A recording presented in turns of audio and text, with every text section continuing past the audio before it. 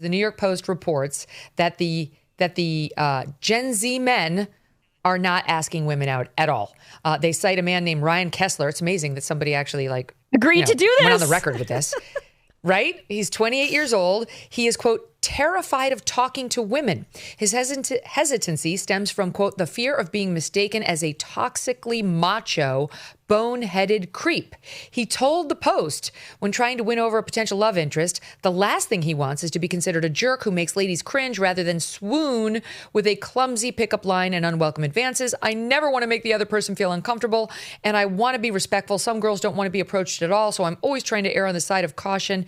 Not wanting to come off as pushy is a concern shared by nearly half of single men in the U.S. who grapple with approach anxiety, Hayley. So what is our message to them? This is pretty tragic. Also, you're not going to swoon anyone if you don't have the balls to go up and ask them out to begin with. I mean, this is really just fear. It's social anxiety. I think a lot of this stems in Gen Z from COVID. I think a lot of people got very comfortable just sitting behind their screens, behind their Zoom laptops. You know, they're not going into school anymore. Their social activities were canceled. And I think a lot of people found comfort in that. A lot of people that struggle with social anxiety, which is horrible to see what this has done to society and specifically in dating.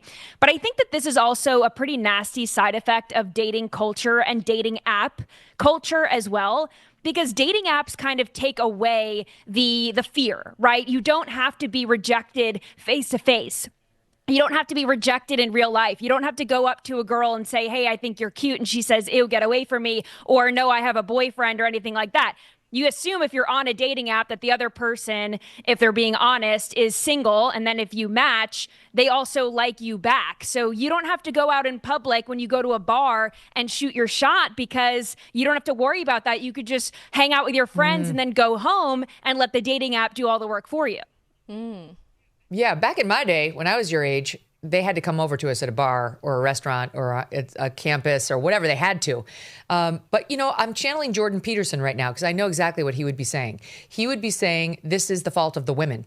And I don't think that would be wrong. Like, clearly this poor guy, my heart goes out to him, has had enough. I'm just going to take a shot and say probably leftist women be like, sit your ass down. You know, how dare you come over to me?